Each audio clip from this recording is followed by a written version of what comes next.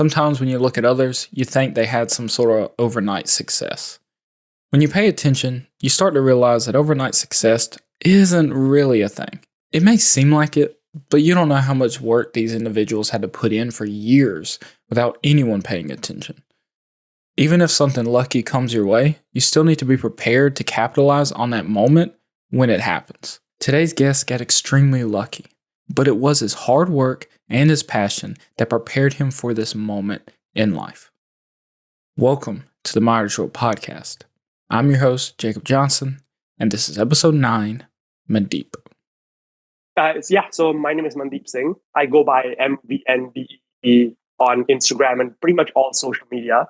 I was born in Kuala Lumpur, Malaysia, and I lived there for pretty much most of my life up until about 3.5 years ago when I moved to Melbourne, Australia, where I've been living ever since. And so, what was it like for you growing up there? Growing up in Malaysia was an interesting experience. I think it's kind of exactly what you'd see. It's kind of exactly what you'd expect growing up in Southeast Asia. It's a very multicultural, country, and you kind of grow up being exposed to a lot of different cultures and religions and stories. And I think that a lot of that played a very big part in my art and how it is now, especially. Mvndeep was a pretty wild kid. He could never just sit still. He always needed an eye on him to make sure he didn't get into trouble. I think I had a lot of unbridled energy back then as a kid, and it was just very hard to control me, I guess, if you could say that. I was definitely one of those kids that needed a leash when being taken out, So thank God my parents didn't go that route, but I was definitely one of those kids. Yeah, there was this one story actually of when I was a kid, and I think this kind of perfectly illustrates how little attention I paid to things around me. I basically, we were at a wedding, and my mom had told me to just stay put for just 1 second while she went to go drop my little sister off to my grandfather or something. And I was maybe 6 years old at the time. And basically the second she leaves, I get up and I just walk off and I start looking for my cousin. And as I'm doing this, I'm shouting her name. And next thing I know, I'm underwater and I start freaking out. I have no idea what's happening. And I'm just trashing around, and this arm comes in and pulls me up. And turns out I had just walked straight into a 9-foot deep pool. And I didn't even realize it was there in front of me. So, and that's the kind of stuff that would happen a lot as a child. And so my parents definitely needed a way to contain all that energy and, inattentiveness. And art is basically what came out of that. I mean, the kid couldn't even pay enough attention to where he was going that he fell right into a pool. And imagine how he would have been at home while you're trying to cook and clean. I mean, it would have driven me crazy.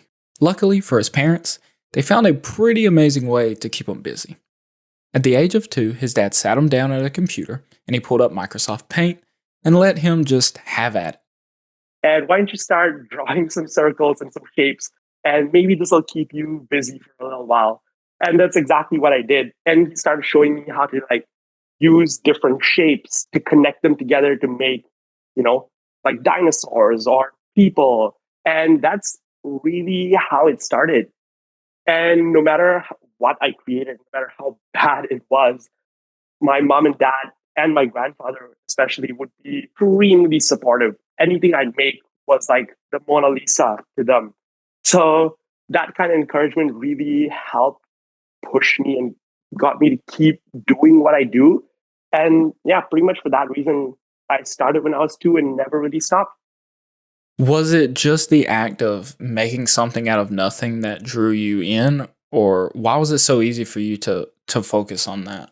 It was pretty much just creating art. And just the act of creating really was what drew me into, Microsoft Paint at first, and what kept me sitting there for ages. And once my parents saw me, able to sit down and not you know, be acting all crazy all the time.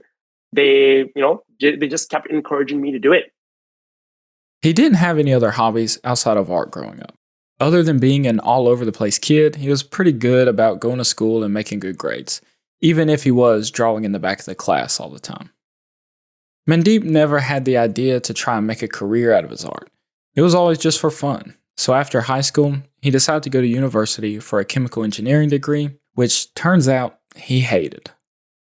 Once I graduated high school, I thought about what I wanted to do for the rest of my life. And my parents, bless them, were incredibly supportive. They told me I could do pretty much anything I wanted to do. If I wanted to be an artist, I could go learn art. If I wanted to be a lawyer, I could do that, whatever. Like, sky's the limit. They're not putting any constraints on me. And I love them for this. So I love them for this. But I'm the one who ended up making the terrible decision of going into chemical engineering, because I just figured that, hey, I love physics, I love chemistry. Why not put these two things together and just do a engineering course? And so through no force from my parents, I ended up choosing to be an engineer. And yeah, it was not a great 4 years of my life, really. I quickly realized that it there was nothing about this field that I felt passionate about, not the same way I feel about, art or the environment and stuff like that. So it just ended up becoming this thing where I wanted to finish university just for the sake of getting that paper, like that degree, and just moving on and just doing whatever I wanted with the rest of my life. If you hated it so much, why didn't you? Was there ever a moment where you wanted to switch degrees, or was there a point where you could have switched degrees? And why didn't you? So I come from a Asian household as well as like Asian country. So I think it's very different. Like, it's very different in Malaysia growing up. It's it's very uncommon for people to switch majors like that, and especially because I didn't want to be a financial burden to my family as well. They were already paying so much money to send me to university, and I didn't want to add more stress onto them. So I decided that, and I was already I think by the time I decided I really hated engineering, I was as at the end of my second year, early third year, and I just couldn't make that switch and start all over again and have my parents, fund another 4 years of university for me. It was just, I think it was very much circumstantial. I and it's just not something that happens very commonly in Malaysia, or and I expect in a lot of Asian countries. So yeah, I just decided to screw it. I'm just gonna finish this course, see what happens after. Did you use art to de stress when you were kind of stuck in this career path you didn't want? I think that's what art became for me once I picked it up again, near the end of my bachelor's. So, before, art was always just this thing I did because it made me happy. I never really thought about using it as a tool to de-stress or, you know, get my mind off things. It was just something I did whenever I felt like doing it. So I wasn't very disciplined with it. It was something I did pretty much my entire life, but nothing I did with a lot of discipline, which was actually a big turning point for me at the end of my bachelor's, when I had this thing. I went through this one thing in my second year, I think, which kind of jump started my love and passion for art again. And I think a couple of years later is when I started my Instagram account. While he was trying to not burden his parents, he himself was miserable, and it caused him to drift away from his art as well. No art mixed with studying for a degree he didn't want led him to being pretty depressed at this time in life. Could you tell us that story of what happened that kind of led you back to art and what caused you to start using it as more of a way to de stress? Yeah, so basically I was feeling very lost. I think I realized that, like I said, by the end of my second year, early third year, that I had committed to this career path that I really hated. Like there was nothing about it that I found passionate or like that wanted me to continue, that would make me want to continue. So I was feeling very lost. This is around the time where I first started to get anxiety. I had my first panic attack at the end of my second year of university, when basically in at my university, the students used to have a hack almost where they would, like at the end of the semester, right before you get your results, you could kind of figure out if you passed or failed before getting your results by logging into the school website and trying to enroll in the same subjects that you just finished. And if it allowed you to enroll, that means you failed and you can thus re enroll. But if you couldn't re enroll into the same subjects, that means you passed. And so one day, second year, I'm panicked. I thought I did terribly for all my exams. So I decide, you know what? I'm just going to do it. I'm just going to see if I pass or not. And I key in every single one of my subjects. And one by one, each of them I am able to re enroll into, which told me that I basically flunked the entire semester, like a day before I got the actual results. And that's when I had my first panic attack. I was like, shit, I I basically failed out of uni. They're going to kick me out now. I've wasted all my parents' money. And like it was all for nothing, basically, all this time and money and stuff like that. And I was already Googling, jobs I can do without degrees. And yeah, and like the next morning, like I even just like kind of got up and like just left the house at like 3 in the morning to just go on a walk around the neighborhood just because I couldn't be in the house anymore.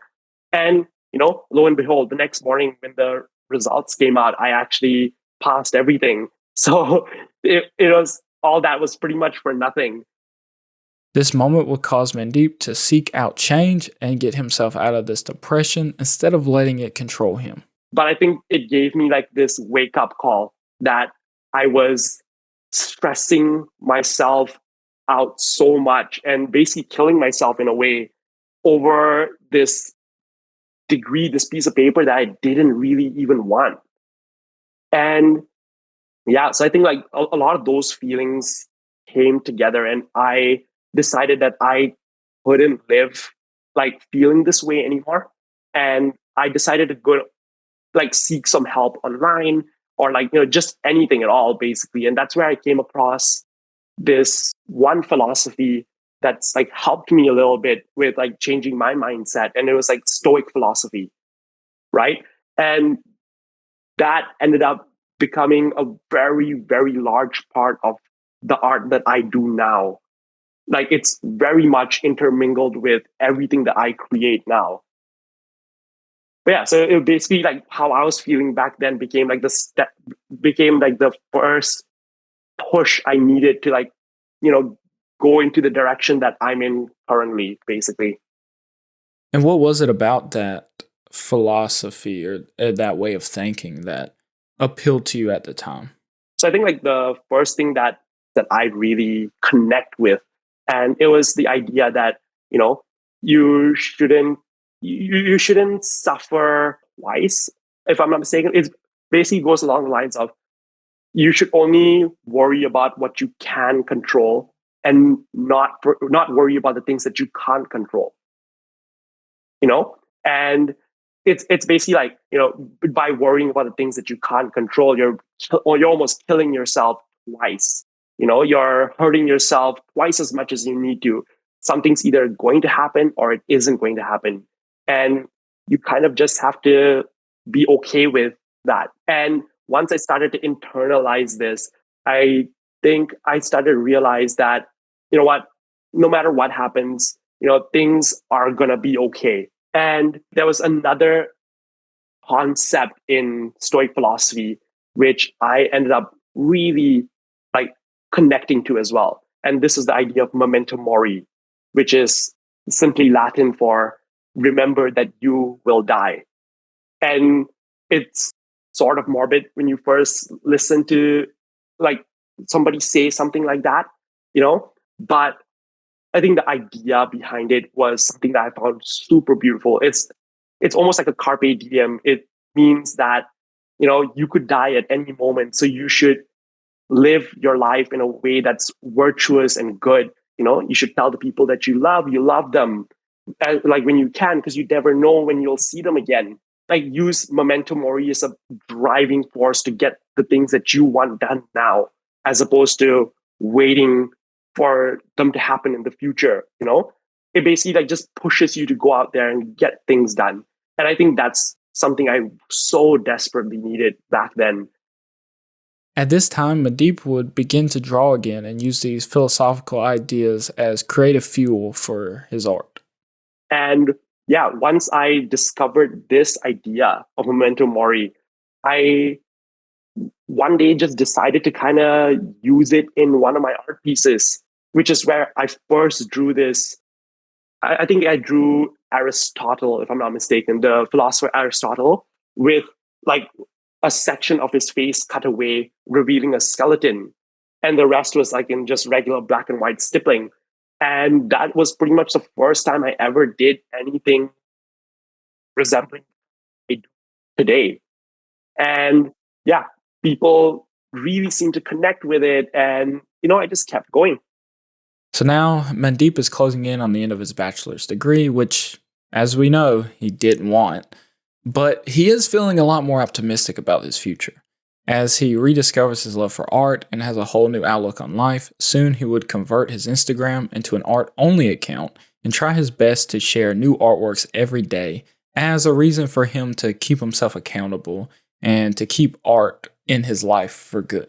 I think like in the last year or the last semester of university was when I decided to, like reconnect with art, because that's something, as I mentioned before, I'd given up for like pretty much the entire bachelor period, right? And I decided, yeah, this was time. I had to, like, this is something that once made me incredibly happy. And I was deeply saddened by the fact that I'd lost touch with like something that was such a core part of my personality. So I decided that I'm going to take my personal Instagram account and like just remove all the pictures. I don't really like posting on there anyway.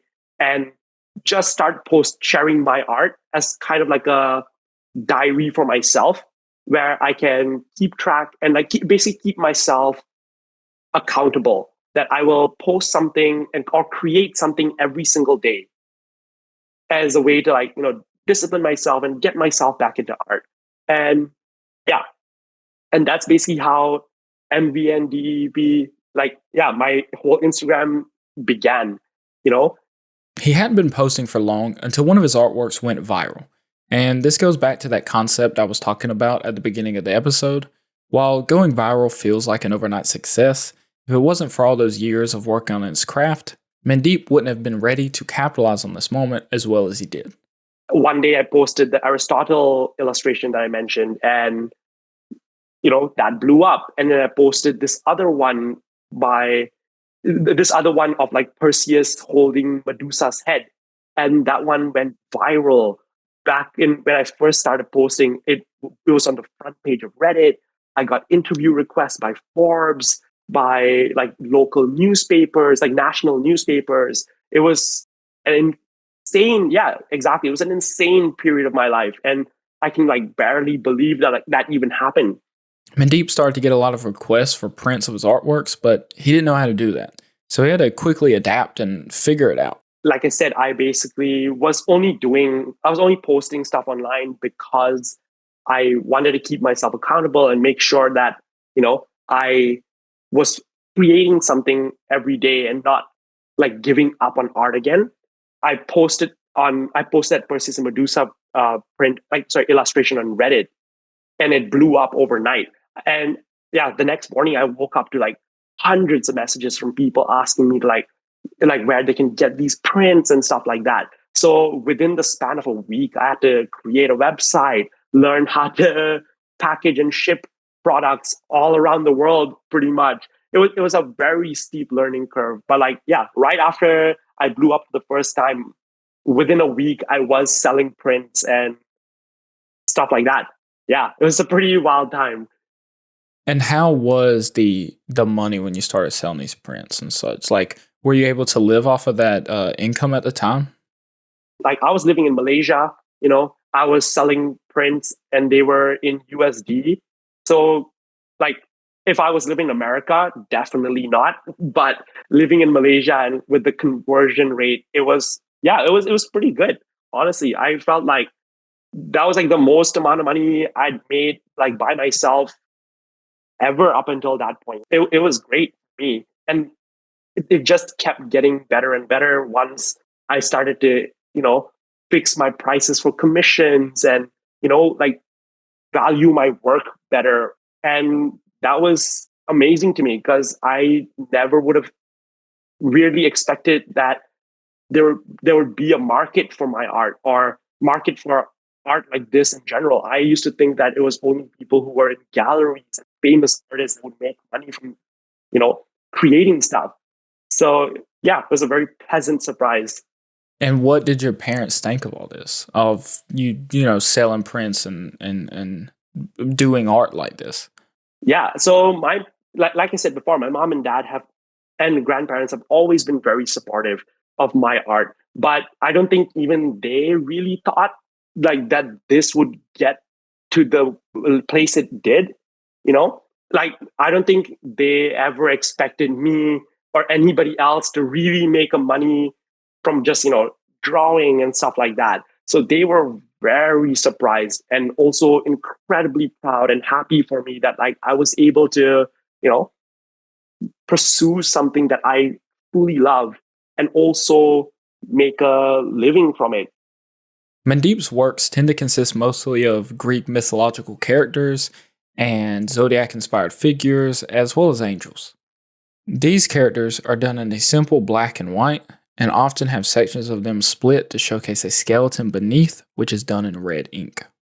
And how do you get into the style that you work with now? I started to do I started to do like a few pieces of like red and black art, and like and and this is back when I first tried stippling as well. Like never before this had I even heard of stippling as an art style. And yeah, I remember very clearly the first one I did too. I think it was a zodiac sign. I think I did Gemini or something. I'm a Gemini. So I did the Gemini um, constellation, but illustrated. So basically just these two dudes hanging out in the sky. And yeah, that was pretty much the first one I did, if I'm not mistaken. And as I was doing it, I was also researching the the mythology of this zodiac sign and like what the story is behind it. I think that's when it like kind of really hit me like, whoa, I can draw stuff that has that already has like these stories behind it, like mythology and stuff. I can redraw these myths and in a way also learn more about them, and I think that's what it ended up becoming because my art from pretty much like pretty much the beginning has been about creating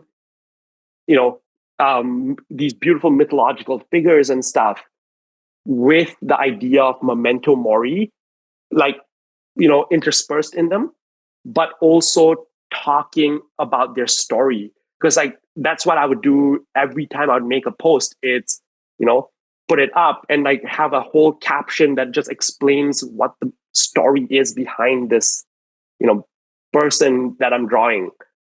And yeah, it kind of just like snowballed from there, and it's something I still do today. After graduating with his engineering degree and having his art bringing in money, he had a choice to make. Does he go and get an engineering job with this degree that could give him some job security? Or does he live the life of a freelance artist hustling his way through life? Well, it turned out he didn't have to make that choice, as his aunt and uncle from America gave both him and his sister an amazing opportunity and offered to pay for them to continue to go to school abroad. This is how Mvndeep found himself in Australia studying to help the environment, something that was very passionate for him. I did ask him if he hadn't have gotten this opportunity, what he thinks he would have done, and this is what he had to say. I think there's always this pressure in Asian countries. I'm not trying to speak for everyone here, but it's fairly common from like what I like observed growing up, that the safe option is always the best option. And especially when you have like other things like your family and stuff to worry about, you like taking those types of risks are it's much rarer for that to happen, you know? And I think I was back there and I had to make the decision. I wouldn't have given up on art, but it just wouldn't have been a priority for me. As much as like I hate to say that, my priority would have been, to help my family out, get a good job, that kind of stuff. Even if it meant I'd be unhappy for a little while longer while I waited. And like, that sucks to say, but that sometimes that's just the reality of the world, right? I just got very, very, very lucky that I had the opportunity to, do both, really. Like do a day job that I really like and have like a career in art. One of the more unlucky parts about Mvndeep's journey was when he moved to Australia to continue his education. He moved at probably the worst time. It was right at the start of the global pandemic, which led him to be quarantined inside his small apartment in a brand new place he'd never been, far away from his original home and far away from his family.